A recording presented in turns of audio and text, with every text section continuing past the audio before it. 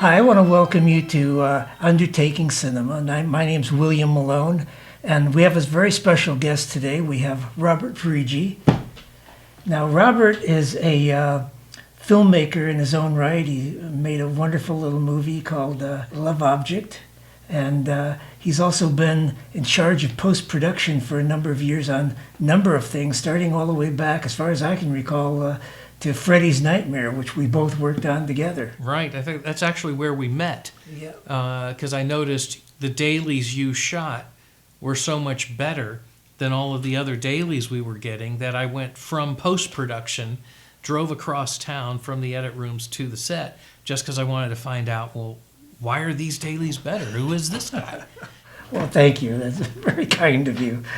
In any case, so tell me now, when you first went to work on Freddy's Nightmare, what was their post-production? Let me also say, the basic premise of this particular episode is that we're going to deal a lot with post-production in the film era. So we're going to talk about how it was done, when it was just film, and then how it sort of transitioned into what we know today. So I'm sorry, go ahead. Well, Freddy's Nightmares was very much at the beginning of this transition.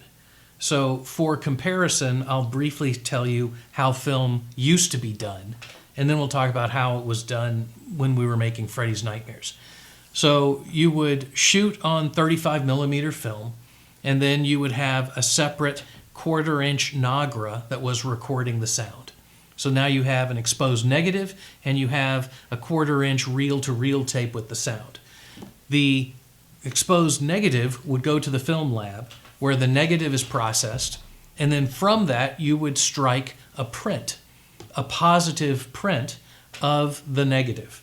So I don't know how basic we're going to get here. The negative obviously is reversed, so when you print it, it's in the colors that appear natural, right? Now also the negative. So basically you have a camera original negative, Yes. the negative that went through the camera, Yes. and then they made a print. Yes. For purposes of editing. Correct. And the negative was utterly precious. If you scratched or tore or ripped or somehow damaged that negative, you lost that shot forever. There was no way to get it back. This is why DPs were so important in those days, yes. Because the DP had to know what that was going to look like on the film, and he wouldn't know until the next day when they get what they call dailies. And everyone who handled the film.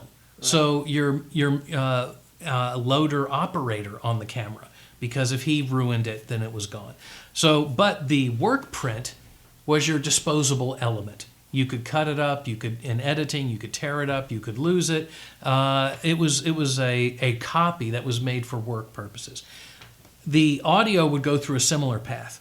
You would have your 1/4 inch reel-to-reel sound, and it would be recorded onto 35 millimeter mag track. So when we're talking about 35 millimeter, we're essentially talking about things like this. So there would be something that looked like this for the work print. I mean, the negative was this same size, but generally a more substantial kind of element. Then the work print itself would look something like this, and there would be a matching piece that was clear with mag stripes on it that would record the sound transfer from the... Now, some will call full track, which was where the mag covered the entire thing. But you usually wouldn't use that in editing. Right. The full mag was usually for mixing purposes and mastering purposes. So most of the time, your audio transfer from your production Nagra, the Nagra was the brand name of the recording deck that most people used, that 1/4 inch tape was transferred to something similar to this with stripes on it for the sound. Now, I was never part of this, but I'm guessing that way back before the magnetic recorders were invented, which I believe was during World War II or late, or just before World War II. I think the Germans actually invented mag recorders. Before that, your sound would actually be recorded on optical film. Right. And it would be another negative. You would have two negatives. Right. You would have one negative for the picture, and you would have a separate negative for the optical soundtrack, which would look like a bunch of squiggly lines. Now, I have to imagine when they're doing the post on those the original optical tracks, when they were on optical film, that, when they were doing the mix, it must have been harrowing because, if somebody makes a mistake and everything's bad. I mean, you got reels and reels of film that are bad now, and you've got to... Well, yeah, and that's why, for example, when they made Todd Browning's Dracula, they did a Spanish version, and they just reshot the whole darn movie. Yeah. I mean, we look at it now, and it's like, well, that's stupid. Why didn't they just dub it? Yeah. But from what you've just described, imagine how hard it was to dub even a single movie, much less redub it in a new language that now has to match all the lip movements. So yeah, at that time, remember, Dracula came out in 1931, and the jazz singer was 29. So this was such a new technology that it was just cheap, better, more efficient to reshoot the whole darn movie. So now, one of the things I wanted to mention is I remember, I did, my first movie was Scared to Death, which was shot in 1980. And I remember doing the post-production sound, which was hilarious because we literally had these old guys in the suspenders. We were kind of left over probably from the 30s or something like that. And I remember the one guy going, don't worry, kid, I'll save your picture for you. It was perfect. Anyway, but... Well, but one thing about that story that, again, is telling, you're talking about these guys sitting around in suspenders. Well, you have to remember that when they're doing the sound for your movie, it's not just a bunch of digital files that are instantly accessible on a keyboard. They had, for every sound element, they had a whole reel of this, but not a tiny reel, but It'd be a giant reel. Big, 400-foot or 1,000-foot reel of sound effects. And for any particular mix, there might be 100 of those. So all through the day, someone is going back there, taking those reels down, putting up a new reel. Yeah, they used to have what they call the machine room. Exactly. Which was, you'd have your mixing bay, which would typically have, on a low-budget movie, you'd maybe have 3 mixers. Mm-hmm. On a big-budget movie, you could maybe have 10 or 15 mixers, guys standing there with the consoles and mixing the tracks and stuff. Yeah. But in the background, behind you, is this entire machine room. You have a whole bunch of guys, putting up reels of tape. So post-production was a much more physically demanding process. Yeah. You had these 1,000-foot reels, which were either really most of the time metal, but also plastic. And then if you had a movie, would be 6 of those. So you'd have 2 big metal cases that you'd have to carry around to screenings. If you were shipping it someplace, it would have to be, you couldn't just put it in the mail. These were significant things to ship. So much so that you had film exchanges around the country because it was cheaper to just say, okay, these are going to be all the movies that are showing in the Midwest. So we'll have a film exchange in Chicago and just send it into those areas. So it was so cumbersome, for example, that when the Shaw brothers were sending all of their kung fu movies from Hong Kong over to the U.S., they didn't even bring them back. It was not worth the postage to ship those films all the way back to Hong Kong. And a lot of those kung fu movies we have today in great 35mm prints because they just stayed at a movie theater in Vancouver in their Chinatown, and they just stacked up and someone found them. Yeah. I mean, a good portion of film preservation is because, those films fell into the hands of collectors and stuff like that, Yeah. And some of that stuff wouldn't exist today if it weren't for, some collectors. Right. Well, so we talked about, so you walk into your editing room in the morning as an assistant editor or an apprentice editor, and there's all of the dailies, which we have on the work print. We talked about that. That's the picture. And then there's the sound, which has been transferred onto the 35mm element, whether the full mag that you talked about or the stripe that we're talking about.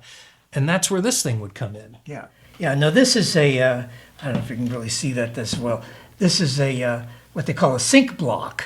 And the idea of this was you could put your film in here and it would keep everything in sync. So your picture would go here and all your sound elements would go there. But you'll notice there's only 2 of these, right. So generally speaking, you would have here's your 35mm, you put your work print in here, and then you might have when you're syncing your dailies, you would put your transfer that we talked about on 35 millimeter there, and then you wouldn't even use this until later in the editing process. So this might be your dialogue is all on this 35 millimeter cut element, and this might be your music or your sound effects. And it has, as you notice, it's got a footage counter here on the side, which as you go along, it counts actually frames, frames and feet. And that way, if somebody needed to find something and they said that it's at, 200 feet and 35 frames or whatever it is, Right. you could find it on here because you'd load it up and there'd be marks on Yeah. here and you'd be okay. And that's So how the you first find thing you would do is sync your dailies. So for every single one of those takes, you'd have the slate close like you always see in the movies, scene 5, take 2. And that slate close, the visual slate close, you would find where that is on your picture, and then you would listen. There would be headphones, there would be an audio track reader, and you would be listening on headphones for that same snap. And with grease pencils, you would mark where the snap is when the slate closes. And then you would mark over here the frame where the slate closes. So you'd have the snap on the sound and the picture where it's closed. And you would do that for every single take so that you could sync up exactly where the takes are in sync. Then once you had that done for every take, you would then walk it over to another thing, which was a coding machine. And a coding machine was there to to print onto the edge of the work print and to print onto the edge of the mag track a scene number, footage, and frame. Right? So how it was actually arranged, whether it was a real number or a scene number, or whether it was just whatever the numbering system was based on how the editor wanted to work or the demands of the project. I know some people actually, because I remember some people actually used the numbers on the Kodak film would have numbers. Well, those running on are key code, right? code. So, But some of them would actually make the Yeah. mag tracks match those so they could find them, and Yeah. that way it would correspond to the negative. Sure. And so what Bill was talking about were edge codes or key codes, which the negative itself had from the factory numbers burned into it, which allowed you to trace that. You could call Kodak and you could find out when exactly that film stock was made, who was on shift making it, everything about that, what particular kind of film stock it was, all of that, and then finally the feet and frames on that reel. And it was so important to trace all of that because if there was ever a problem, well, who's responsible for paying for that? Right. Who's responsible for that reshoot? Right. So Kodak had to make sure they were bulletproof and could trace everything that had happened to that original piece of unexposed negative from when they manufactured it to when they gave it to you to shoot. Yeah, because you got to figure that back then, I don't know what 35 millimeter film cost back then.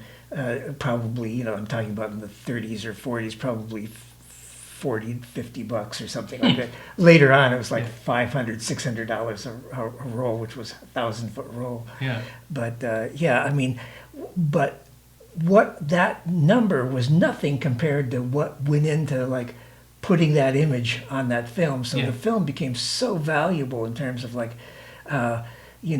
when you send it off to the lab, the guy who was carrying that film to the lab was like. You see, but here's the strange thing, though. I mean, my first job before I came out here to LA, I was working as a set PA, on a movie that was shooting in New York. And it was a miserable freaking shoot. We were out there, my first day on set, we're shooting at a farm out in New Jersey. It's supposed to be an idyllic picnic scene, but it was pouring down rain, and it was cold and freezing, and I'm standing out there in the rain all day long, like up to my knees in mud, because my job was simply to block a road so that traffic would not go by. Because it was raining, they would have their headlights on. And when they were shooting the scene, you couldn't really see all the rain and how cold it was. But in the background, if there were a bunch of cars driving around in what looked like daytime with a bunch of headlights on, it would have looked weird. So they put me, as the new kid on the show, they put me out in the middle of nowhere all day long just to block traffic in this mud and cold rain, right? I don't find out until the end of the day that they were supposed to be doing it in shifts, but they just decided, nah, we'll just leave them out there, right? Now, after all of that incredible abuse, they give me the exposed 35 millimeter negative to take it to the film lab in New York. Yeah. So I got to get on the train, and I'm holding this stuff. I mean, hey, if I had been mugged, what's going to happen to that day of shooting, right? Yeah. I get to Deluxe, and all I want to do is drop this film off, and there's a homeless guy begging for money, and Deluxe will not buzz me into the building with the film because they don't want that guy going in. And so I'm thinking, there was an enormous amount of trust going on. The person that you were having do all that wouldn't just snap and just say, what, you had me out there all day? And just throw the film around. You could have wrecked an entire days of shooting. One of the things I did want to mention too is about the editing bays, which you wouldn't. I mean, today somebody can do it in their closet, but back when we were doing film, I mean, I remember even on Scared to Death or Creature, my movie Creature, you would have the editing room would be like really a suite of maybe 3 or 4 rooms, and 2 or 3 of those rooms would be taken up by trims, which would be all of the dailies that have been cut up into little shots and filed away in all these boxes. It'd just be stacks and stacks. Because everything is a physical element, Right. and everything costs money. So when you made that work print from the negative we talked about, when you made that mag transfer, that was a whole element that you had to buy. So you walk into the cutting room, and now you're going from the master shot to a close-up, and you make a cut. Well, now everything's out of order, because you've taken a piece from the picture and a piece from the sound, and they're not necessarily the same length, because you might be doing overlaps and things like that. And so that's where the coding came in. And you would use the coding to file all of these reels. A lot of times they were on these cores. We called these plastic things cores. And there would be like a shot. This would be one take. Of course, it'd be much bigger than this for a take. These are just VFX elements. And you would have them in these white boxes, and then those boxes would be all stacked up. And it was the assistant editor's job to know where all of this stuff was. To the frame.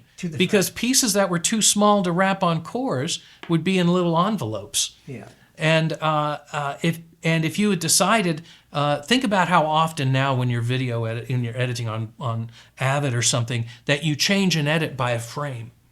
Yeah. Well, where was that physical frame? If you wanted it back, you had to be able to find it. Yeah, and maybe your film was out of sync because of that one frame. Because of that one frame, you can't just put a blank frame in there. Yeah. So you had more people in the editing room. You would have at least 2 assistants on a movie. If it was a TV show, you might have 2 assistants as well, and then there would frequently be an apprentice editor doing a lot of the things like the coding and again just moving all the heavy lifting, all of those reels that we were talking. No, another thing is there would be a what they call a trim bin, which was a metal box. I guess it was probably 3 or 4 feet by 2 feet deep, and it was a metal box, and it had a little metal frame that had little hooks on it, and the sequence that you were editing right then would have all this stuff on it, and you would hang the sprocket hole onto all the little hooks. Yeah, so you'd see all these little pieces of film that would be hanging, and it was called a trim bin because it would have this. Usually there was like a linen bag. The laundry bag. Yeah, that was down into the trim bin to protect the film. And so if you had a shot that was maybe, a minute or so long, the rest of it would have to go down into this trim bin. And then, you'd be working there with your usually upright moviola. And later on, they had like flatbed moviolas and flattened chems and Steenbecks and so forth. Well, again, though, that was more of a moviola setup, and that's why people were so excited when flatbeds came out. Right. Because you didn't have to have everything hanging on hooks. Right. You would have your reels, on the flatbed, and you could pull them off and pull pieces from 2 or 3 different reels, tape them together onto your sort of master reel over here. I'm not entirely sure when flatbeds came in. I'm thinking it was probably like late 60s or mid 60s. Late 60s, early 70s, and by the time you hit like the 80s, if you were a prestige film project, you were editing on a flatbed. I remember, when I did Scared to Death, the editor, Tony DeMarco, who was like an old time editor, he was a fun guy. He had worked on like The Outer Limits, the original TV show. He cut all The Outer Limits and stuff. He was the editor on it, but he was like so against getting a flatbed, And I remember I bought a flatbed just because I wanted one to cut. I bought a used one to cut. Scared to Death on, but he was like, Well, I mean, think about it. I mean, Citizen Kane was edited on a Moviola. Yeah. I mean, all of these great movies were edited on machinery that would strike us as incredibly primitive today. Well, apparently, the beginning when Charlie Chaplin first started back in the 19 teens and 20s, you edited just by you'd hold the film up and just go, okay, that looks like a good spot. Mm-hmm. And then Chaplin actually was the guy who came up with the idea of like just making a little thing that you could roll it through and look at it with a magnifying scope. And then another guy came along and created the Moviola. So. Well, and again, before they invented the guillotine splicer to cut film and paste and tape it together and then glue it together first and then later tape it together, film was cut with scissors. Right. And because film was being cut with scissors, in the early days of cinema, a lot of the editors were women because they had facility with scissors from things like sewing. Yeah. So you had a lot of female editors in the early days of cinema that were that just sort of were using it simply because of the tools, which is brings up the specificity of tools. I think that one thing that has really changed now is almost every single thing you do in making a film now, with the possible exception of the camera itself, almost everything is done via a QWERTY keyboard. Well, let's talk a moment about the shift, because when you came on, that shift was just happening on Freddy's Nightmares, the shift to not digital, but heading in that direction. Yeah. And that was the montage system, which was the first one I know about, but there may be... There may have been others, but the first one to really get industry acceptance was the montage. And you were saying, not yet digital. The big word then, before we got to digital, the big word was non-linear.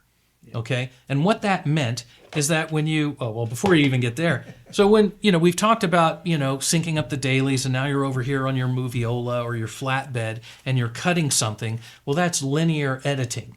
Because how do you get back to what it was before? How do you make a change, right? And particularly in terms of video editing, if you laid down, a particular scene on a tape, in order to change it, you would have to start from the beginning. Non-linear editing with the montage enables you to work without having to go back and redo everything that came before. So explain what that looked like. This was again, in retrospect, it is so insanely weird. You had... I remember because yeah, the countdown used to drive me crazy. You had these 3 metal towers the size of like refrigerators that were stacked with 17 different beta machines. Beta was considered a more technical format than VHS. Well, I think the reason they picked beta was, unlike VHS, it's really easier to shuttle beta than it is VHS. This whole system, as you'll see, depended on shuttling, right? So you had 17 different beta decks that on those tapes, in those decks, where you would take your negative and your mag track that we had talked about, and instead of creating the work print and doing all that syncing, you would take it to a telecine bay, and you would transfer the negative itself. You would not make a work print. You would take the negative itself and you would run it through a telecine deck with the audio, and the telecine operator would put it in sync. So you would then get one of these, a 3/4 inch tape in the edit room. And 3/4 inch tape is called 3/4 inch because, as you can see, this tape itself is 3/4 of an inch across. Now we should point out that what the montage did is it created a edit decision list. In other words, so that it created, once you were done, it had the data. Right. But how you would get there then is this 3/4 inch tape would walk into the edit room, and then there would be a 3/4 inch tape deck, which Sony doesn't even make anymore. So if you Nobody makes it. Yeah, if you have to get some a show or something off of this, you're into an archaeology project at that point. But you would put it in, and it would record. It would make a dupe. It would make a dub. It would play off of this 3/4 inch tape onto all 17 of those beta decks, which were 1/2 inch tape. Now this is VHS, not beta, but of course the reason why it was called 1/2 inch is because this tape is only a 1/2 inch across. And the Nagra that we've been talking about a lot, the sound, was a 1/4 inch, so it would be half the width of that. But so now you have these decks with 17 copies of this. Now the other thing to keep in mind, it's not like today where you make a copy of a file and it's done. And you transfer a file, you transcode something, it's done in half hour most, right? No, it had to go the entire runtime. This is like making a mixtape for someone, So this was an hour-long tape. It would take an hour to dub it onto all of those. Now you get, finally, after all of that, you sort of, start to get to the editing interface, which was a keyboard with flatbed style wheels on it or handles that would allow you to advance or go backwards and forward with those tape decks. And now you would say, okay, well, I'll play this take. And it would play a take. Okay, I want to make a cut here. You would mark that. And now the computer is keeping track of the in and out points of all of the edits that you've made. And then you would say, I wonder what this sequence looks like now. I'm going to press play.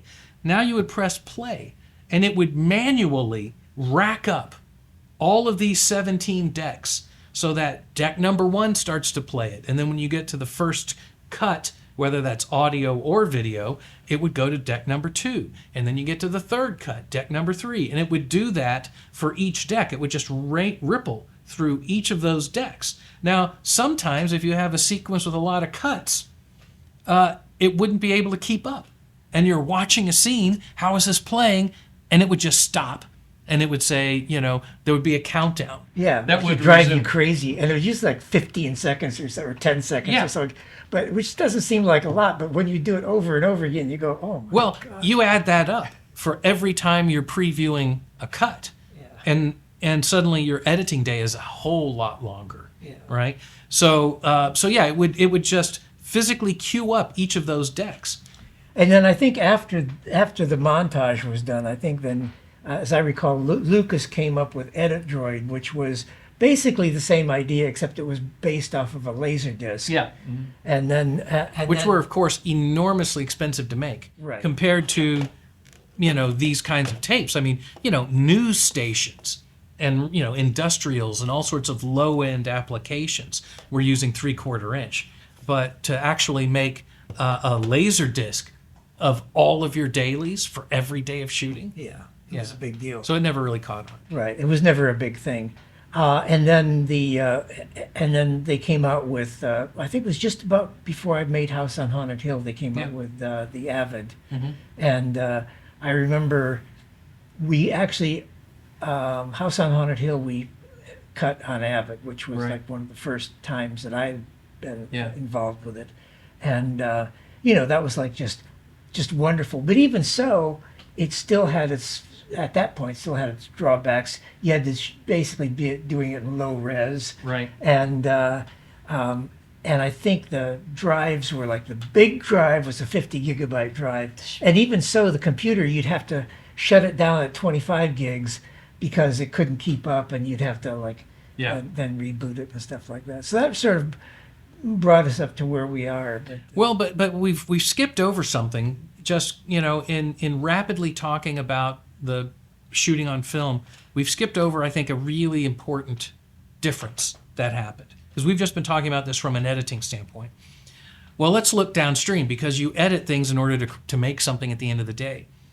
In the old, all of this electronic stuff, when you would make a TV show, after you had cut all of your work print and you had your locked picture, you would turn that work print over to a negative cutter. Right. And they would literally go through and they would cut the matching pieces of original camera negative and glue it together.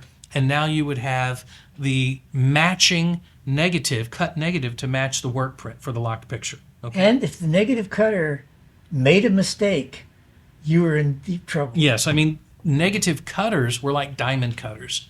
They had to be, because you couldn't afford to screw up. There was no digital method for fixing that lost frame or recreating that lost frame. I remember even in Scared to Death, there's one shot that was like it was a dolly shot, and the guy had cut in the middle of the dolly shot, and it's just got a blip in it. Yeah, There was just no way of fixing no way around it. So, so now let's flash forward to how they're doing Freddy's Nightmares. Here's your, and you know, Freddy's actually shot on 16 millimeter. I think it was Super 16, not 35, because it was a cheap show. Right. But the film negative was never cut.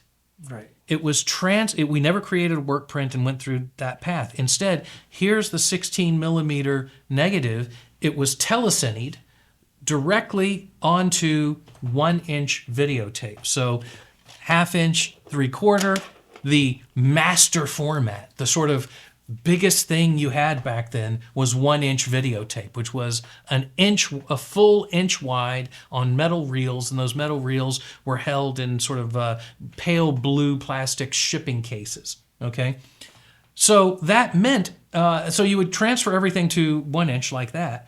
After that, you would take the edit decision list from the montage computer, which is a computer list of all of the ins and outs for all of those edits, and then you would do an online. Well, what are you going back for your online to? You're going back to a 1-inch videotape, and back then 1-inch only had a resolution of 525 lines of resolution. Well, it's interesting, since the negative hasn't been cut, you could potentially go back and remaster those. But who's going to do it, right? Well, nobody's going to do it on Freddy's Nightmare, nor should they. Well, no, but see, but here's the thing, though, right? Here's the thing, though. All of that negative was presumably kept. You would box it up at the end of every season, and it would be shipped to these old salt mines in Kansas Or Utah or wherever. Yeah. Because these mines naturally had an ideal temperature and humidity for storing film. They were no longer being used, so it would just be down there. So theoretically, yes, someone could go there, take that original film element, retransfer it at 4K or HD today, and repost the entire show. But until I think there is a computer system that will do that, conform automatically without human supervision, and a scanner fast enough to make it worthwhile. I think we're heading in that. I think direction. we are. Yeah. Yeah, for sure. But the thing that's significant about this is all of these TV shows that from this transition period, from about 88 until shooting on HD cameras, which really didn't happen until about 2003. One of the I actually was the post-producer on the rather unfortunate remake of the Night Stalker TV series, but one thing that was technically interesting about that is that we were the first primetime show to shoot on the Panavision Genesis cameras. Mm-hmm. Prior to that, everything was shot on film and transferred. Mm-hmm. So that was the first show to not have any film backup at all. Mm-hmm. But in this transition period, 88 to around 2003-ish, where things were shot on film but transferred to a shockingly low resolution by today's standards. I mean, HD is 1280, and we're talking about 525 for standard def. So this is like a quarter of what people are used to seeing on screen, so all of those shows will not be able to be up-resed, and therefore will not be able to move forward in the viewing libraries of a lot of people unless someone goes back, like we're talking about, to the negatives that were shot. Now, Well, like you say, maybe at some point there'll be a machine that can do that automatically, in which case then, Sure, just take, all you have to do is have some human load up the negative reels. It does a rapid scan, and then it matches up the matches images. things up, and then you Yeah, go. and that Now, happens. this has actually come up as an issue to illustrate this, right? So Star Trek, the original series, was shot, all of these shows were shot on 35 millimeter, right? When they decided to put those out on Blu-ray, they were able to go back to original negative elements and retransfer those. Right, and they look great. And they look great. Same with Batman 66, right? And now let's go to Star Trek The Next Generation, which was shooting during this transition period, all right? They shot everything on 35 millimeter, including motion control on a lot of the ships, that spaceships and things like that. And then they did all of their compositing on video. All right. So you had 35 millimeter negatives for, the dialogue scenes and stuff, and you had 35 millimeter negatives for a lot of the visual effects elements like the ship buys and things like that. You were not stuck on the 525 resolution, the low res picture, because you could go back to those elements, and on something as important as Star Trek, it made monetary sense to do that. So they remastered, you can get Star Trek The Next Generation, if that's your jam, on HD, right? Now, just the next episode in that franchise, Deep Space Nine, at that point, they're now shooting entirely on digital capture. Now, that digital capture is nowhere near 4K. Right. It's nowhere near 2K. It's just HD. So Star Trek Deep Space Nine will never look any better than it does now. Well, there's a difference between film and... Exactly. Well, obviously, new digital stuff looks great if you shoot 4K. Yeah. Or And whatever, Star Trek The Next Generation isn't the only show to go through this remastering process. They did the same thing on Pee-wee's Playhouse, right, which was shot on 16 and had very primitive visual effects. So it was very easy to reproduce those. The visual effects you have to redo by scratch, which is why when they were making Star Trek the original series on HD, remastering it, they just decided to redo new visual effects as well. Yeah. So you could watch it either with the old photochemical visual effects or the new ones. I hope everyone enjoyed this conversation, and I certainly did. And any last thoughts? Well, I mean, my last thoughts are all just in terms of preservation. Yeah. There have been certain extinction level events in the history of film, right? The transition from silence to sound, where they just threw away massive amounts of movies. We only have something like 5% of the silent films that were ever made. Right. Then there was a similar drop off in the change from nitrate stock to safety stock. Right. We lost, again, massive numbers of movies that were lost. And there is going to be a similar extinction level event coming up with all of these projects that were shot in this transition period and are not able to be made into 2K and above. Well, I think a lot of people, who shot digital and are still shooting digital photos, a lot of that stuff's going to be gone because in the old days when you took your camera and you shot a picture, you wound up with a negative, which you often threw in a drawer someplace. But it was in a drawer. Still there. Yeah. Whereas your digital stuff is, to me, it's like. Well, like I'm watching on, I just happened to get the box set of Married with Children. Just because, I'd never seen the show. All right, I'm going to watch this. This was a huge show when it came out. It was one of the cornerstones that made Fox a network. Right. All right? And it's like watching a bad VHS tape. Yeah. But that's all that exists. That show was never shot on any film elements. The whole sitcom workflow was completely different. I mean, most of that was just shot on, either 1 inch if you were lucky or 1/4 inch or beta or something like that. So here's a show that is massively important to the history of sitcoms and that genre. And yet it only exists in this really, to our eyes now, utterly compromised form. Well, speaking of lost films, I have great hope that a lot of the stuff that we think is gone will show up. I'm one of the few people who ever saw London After Midnight. Yeah, you'd mentioned that. Yeah, In a and coffee house. It was here at in a LA, coffee. right? It was on off of Sunset Boulevard, and Mm-hmm. yeah, in the late mid '60s, and it was by a bunch of hippies who ran silent movies. And you paid, I don't know, $1 or something to go see silent movies, and they put it in the newspaper, and they had a print of it, and I'm sure that somebody's got prints of a lot of this stuff just sitting on a dusty shelf someplace. They don't even know anybody's looking for it. Well, at least with horror films, there's an innate visual appeal, what Mortensen would call the command to look. So that people might not know what London After Midnight is, but if they just said, "What's on this film?" and wow, that's a weird guy in a beaver hat, Yeah. and they would keep it. Yeah. Whereas if it's just, people in a drama or something Yeah. like that, they say, "Wow, that's corny," and they may toss it. Yeah. So, That's true. the horror stuff will be around. Now, what you mentioned on London After Midnight, that Lon Chaney's famous vampire walked like Groucho Marx, kind of? Actually, that wasn't me. I don't know. Oh, okay, Yeah, okay. no, I don't really.